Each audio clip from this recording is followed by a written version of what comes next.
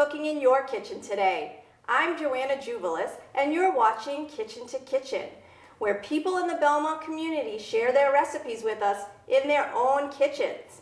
Today's guest chef is Lauren Capitani. Thanks for coming on the show, Lauren. Thank you for asking me. Now, before we get cooking, I'd like to tell our viewers more about you. So how long have you lived in Belmont? Almost a decade now. Almost a decade. And what brought you to Belmont? Well, we were sort of moving around the country for my husband's job, and we got the green light to go anywhere we wanted. And we had honed in on the Boston area, but then we did spreadsheet analysis. We actually put a bunch of towns and different values that we had in columns, and we landed on Belmont. Tell us about your family, Lauren.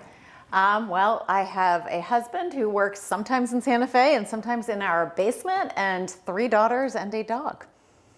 Oh, I know. You do have a beautiful dog, Abbott. What recipe are you going to share with us today? So I'm actually going to make 2 recipes. I have a cooking blog that I started in 2011, and I did it very actively for a month in 2011. It's called One World Whisk. I created it because my daughters were eating less and less, and I wanted to make it fun for them. So I created a passport and a map, and I told them we were going to eat a meal from a different country every night for 1 month, and I turned it into a blog. And I put it down for almost 20 years, but I've recently resurrected it. And so this is one of the early recipes from it. It's called Oyakodon, which means mother and child over rice. Oyakodon is the chicken and egg, or the mother and child, and don typically means something served over rice. And then I will also teach you sort of a classic Japanese dressing, just the carrot ginger dressing that you might get sometimes in sushi restaurants. Well, Lauren, I have to say I absolutely love the name of that blog, One World Whisk. Thank you. So everyone be sure to visit that blog. Thank you. And did you ever go to Japan? I did. So the summer of 1987, I am that old, I was an exchange student there, and I lived there for about 7 weeks. Oh, wow. So I know you do speak a little bit of Japanese, too. Ish. No, not really. I'm going to go no on that. I have a couple words that I remember, but that's it. As far as level of ease with this recipe for someone like me who really has 2 left feet in the kitchen, or should I say 2 left hands? I'm a lefty, so go with 2 right hands if you want me. What's the difficulty of this recipe? I mean, how difficult is it to make? It is super simple. So one of the things that I had with my blog was that I wanted everything to be really easy. Initially, I said under 30 minutes. Of sort of, when I've revisited, I now do a recipe once a week. I kind of pushed it to 45. But probably this one is about 10 minutes of active cooking time. And great. Also, I try to keep it where the ingredients are really local. This is one ingredient that's a little bit further out there, but I'll explain when we get there. Okay. So let's get cooking. Awesome. So what are the ingredients I would need to have in my kitchen if I'm going to make oyakodon and the side dish, which is, again, Just a salad, a cucumber with a classic Japanese carrot ginger dressing. All right. So I'll start by just talking about the oyakodon ingredients. Most of them are really commonly found. I am using chicken thighs, which are preferred to the breast. It has to be skinless and boneless, but if you have breast, if you prefer that, that's fine too. I'm using some eggs, onion, brown sugar, and tamari or soy sauce. I can't have gluten, so I have tamari, which is a gluten-free soy sauce substitute, and then a neutral oil.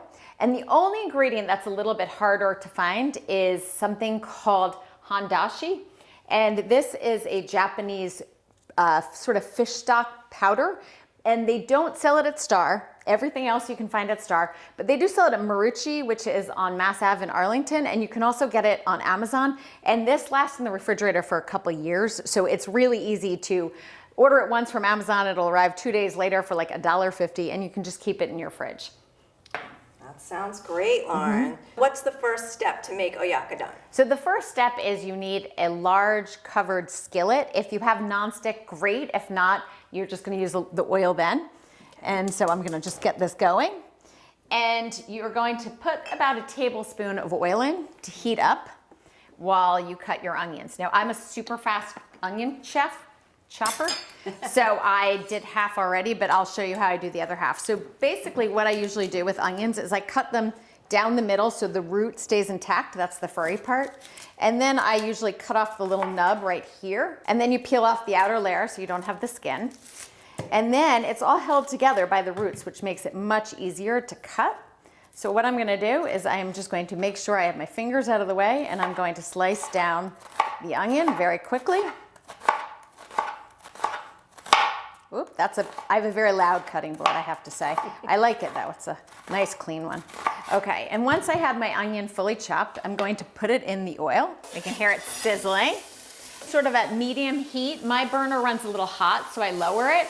And I just wanna separate the different slices with my spoon. And I'm gonna saute it for about 3 to 5 minutes, just until it softens. It's gonna get more time to saute with the chicken, which is the next ingredient. If your onions are sticking, you can always add some hot water, which kind of wilts them and makes them cook a little more evenly. But mine are off to a good start, so I'm not gonna do that.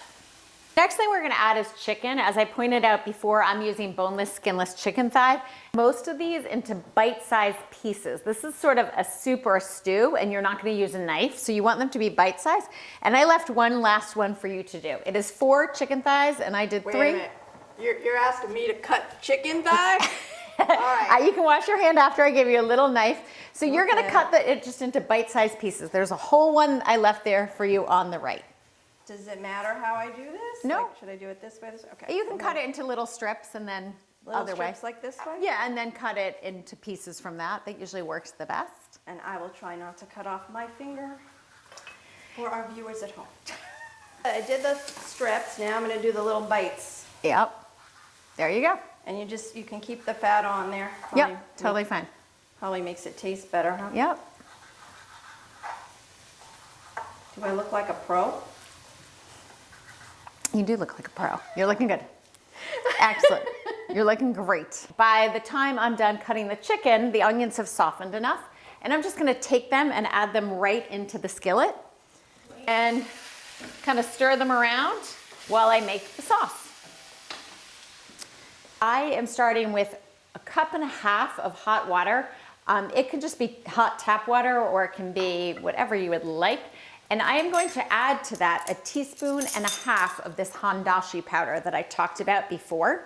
Can I smell that?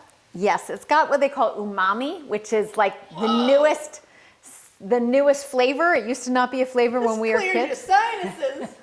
Wow. Yeah, it's good, right? It's got a strong smell. So umami is kind of the taste you get from anchovies or mushrooms or soy sauce, Worcestershire. Look how that bubbles in there. It's almost like you're adding yeast to water too, right? But there's no yeast in there. It's kind of like a chicken bouillon, but it's made with seaweed. And so we're just going to give that a stir until it dissolves. And then to this, we are going to add 1/4 cup of either tamari or soy. As I said, tamari is a great substitute if you can't have gluten, but if you can, go for regular soy sauce. So I'm adding 1/4 cup of that. And then I am adding 3 tablespoons of mirin. Again, as I pointed out, if you don't have mirin, you can use a Chinese cooking wine or even dry sherry. If you don't want alcohol at all, you can even use some apple cider or grape juice is fine. Just something with a little bit of sweetness. Mirin's got a pretty sweet flavor profile. Can I see that? Yep, you can smell that too if you want. Is this another Japanese ingredient? It's a Japanese ingredient, and they do sell it at Star, but again, you can get it at Marucci or many other markets around town. This also clears your sinuses. It's just wine, but it's a good wine. It's a fortified, I think, or heavier. I just rinsed my tablespoon so it would not get mirin in my brown sugar, but the last thing is just 2 tablespoons of brown sugar. Once I have that all, I'm just going to add it to my chicken and onions, and I'm gonna let it simmer until the chicken's cooked through. So super simple, that's it. That's the whole dish, almost, with one little exception at the end. That is pretty simple. So I'm just gonna add all of this broth.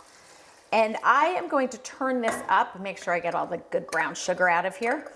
And then I'm gonna turn it up a little. I wanna get it to be a boil. And then as soon as it boils, I'm gonna bring it down to a simmer. It doesn't matter if the chicken is browned or not. What matters is that the chicken's cooked all the way through, but we don't want it to be tough, and boiling it will make it tough, especially if you use breast. So the next thing we're gonna work on is our salad. And I am going to have you do 2 things. If you will be my assistant, I'd love it. I would love to be your assistant. Okay, so You trust me? Yes, of Okay. course. You did a great job with that right. chicken. I I was did? impressed. Yes, Okay. it was very nice and uniform and easily done. So the first thing is what we need in our dressing is the base, and it's just a medium carrot. I just go to Wilson's and pull one carrot out of the bin. If you don't have one, you have baby carrots in your house, just approximate what you think one carrot would be. Okay. The beautiful thing about dressings is they're not baking. It's super forgiving. So if your your ingredients aren't exact, that's fine. So I'm going to have you peel and chop that into a wide chop. We are going to put it in a processor so it doesn't have to be even. And then I'm going to have you cut cucumbers, but I'm going to teach you a trick on cucumbers. So Okay. I rarely do this unless I'm having guests, but my kids used to love it and it's kind of fun. If you want your cucumbers to look super fancy, like you might get in a restaurant, you just take a fork and you run down the edge of the cucumber. Look at that. Like this. And you get to go around. You don't have to go super deep. And then when you cut it, when you slice it, you're just going to slice these into little rounds. When you slice it, and you want them to be about this thin, you get a little sort of floury shape. It makes your skin look a little bit floury. So you don't need to peel these cucumbers. You don't. These are Persian cucumbers. If you do use a regular cucumber, feel free to peel it. It's just a sliced cucumber salad. So whatever kind you like. These are Persian cucumbers, and I'm going to use 4 or 5 for this recipe. So. They don't have as thick of a skin as a regular cucumber. And you can also use an English cucumber. Those are the long, thin ones, often in like saran, and that's the same as this. You don't need to peel the skin. Oh, all right. Yeah. This is a great trick. I can't wait. Yeah. So now it's my turn? Yes, I'll have you peel and chop the carrot, and then when you start on the cucumbers, I'll show everyone how to make the dressing. Okay. This is a nice peeler you have here. It might be OXO. They make pretty good peelers, but I can't attest to that for sure. Everybody, I am peeling a carrot. What do you think? Not bad, huh? No, it looks good. It doesn't have to be perfect. No, you don't have to worry about the end. It's going into a blender. It's all good. Did you know that rice and pasta also aren't good for disposal? I did. I again did Learn not the learn hard that way. the hard way, but I read about someone learning it the hard way. So now I'm just gonna. Any size chunks. It doesn't even have to be small. It's going in a blender. Okay. Yeah, like that's perfect. Totally fine. How am I doing? Look at that. All right, and we'll just get rid of that. Yeah, that you can get rid of too. Now you see that over here, this is called a magic bullet or something. It goes on our blender, but if you have a food processor or a regular blender, that's fine. So just dump those carrots in there. I have a regular blender. I don't often use this. My daughter has one of these and she makes smoothies with it. And then you can pass it to me and I will put the rest of the ingredients in it.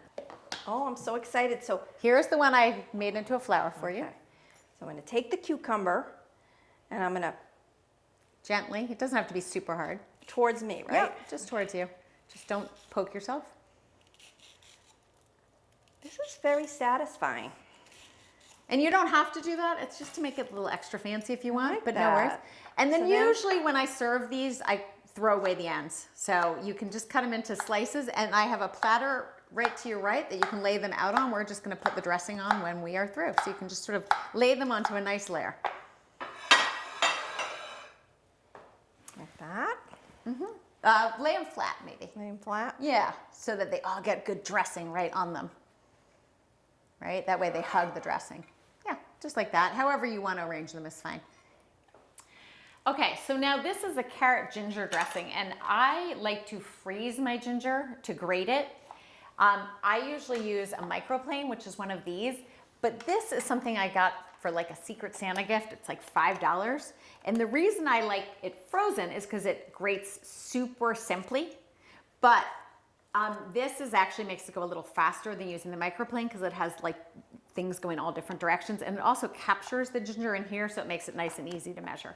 If it's frozen and I'm going to grate it, I just take it and I run it across, and what is amazing is if it's frozen, you do not need to take off the peel because the peel is totally edible. It's just really tough to grate when the ginger is not frozen.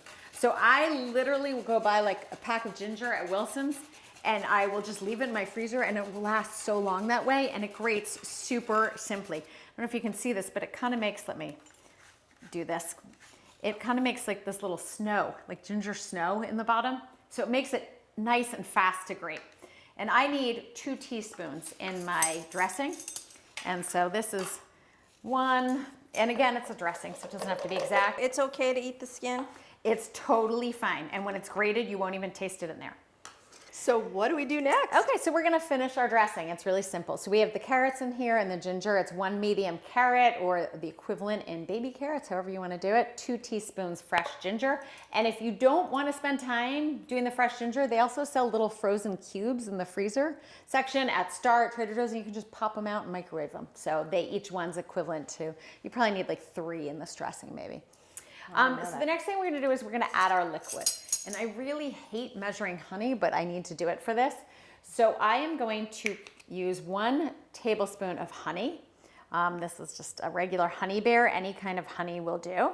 A tablespoon of miso. Now they sell this at Star, at Trader Joe's in bags like this, but you can also get it frozen in little tubs. I see. And it's white miso. And for this dressing, it comes in different colors and it's different strengths.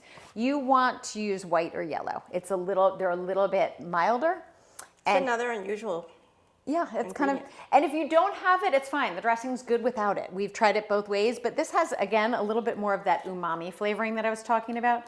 And again, it's a dressing, so it doesn't have to be exact. My kid's like a little stronger, so I'm going a little heavier there. Almost looks like peanut butter. It almost looks like peanut butter, and it actually kind of tastes a little bit like tahini. It's not like tahini, but it's a similar quality in terms of bringing on some flavor. Then we have some toasted sesame oil. They make untoasted and toasted. Usually you will find toasted, you want toasted. If they make untoasted, it's a little bit more of like a cooking oil. The toasted has a little bit more flavor. Yep. Sorry, I'm loving the smells here. Yeah, they're really. Oh, wow. Yeah, it's good, right?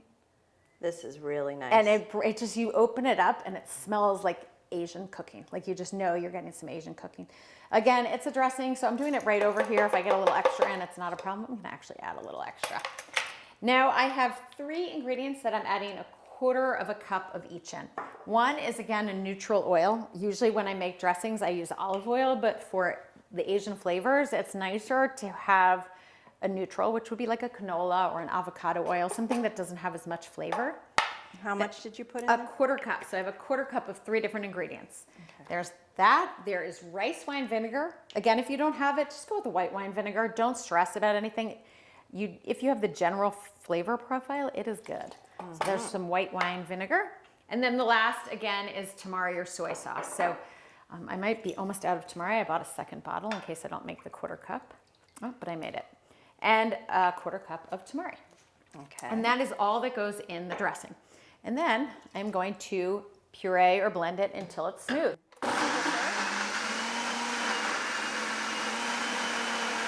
There you go. You have a nice thick orange dressing, kind of reminiscent, as I said, to what you often find in sushi restaurants.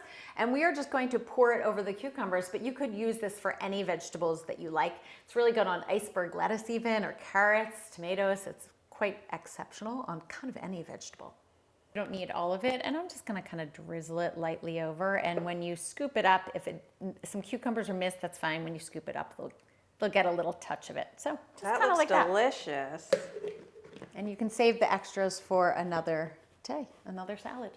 It looks so delicious and so easy. Yeah. And healthy. The last thing is just finishing up. I told you there was one thing we needed to finish up, and that was our oyakodon. The oyakodon has been simmering, right? Yes. And I'm guessing that the chicken is cooked through, but what I want to do is take out one piece and just make sure. So I used this fork prior. I think I can still use it now. And I'm just going to take a piece and bring it over here and cut into it and make sure it's not pink. It's not, so we are good to go. So our last ingredient for the oyakodon, sorry about that, is scrambled eggs. That's the child in the mother and child. Ah. And we're just going to beat up 4 eggs.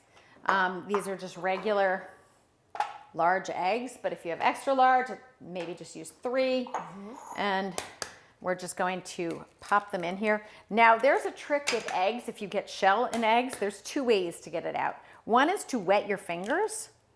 Oh, I didn't know that. Yep, and you can reach right in. So if you have clean hands and wet fingers, you can kind of gets you through the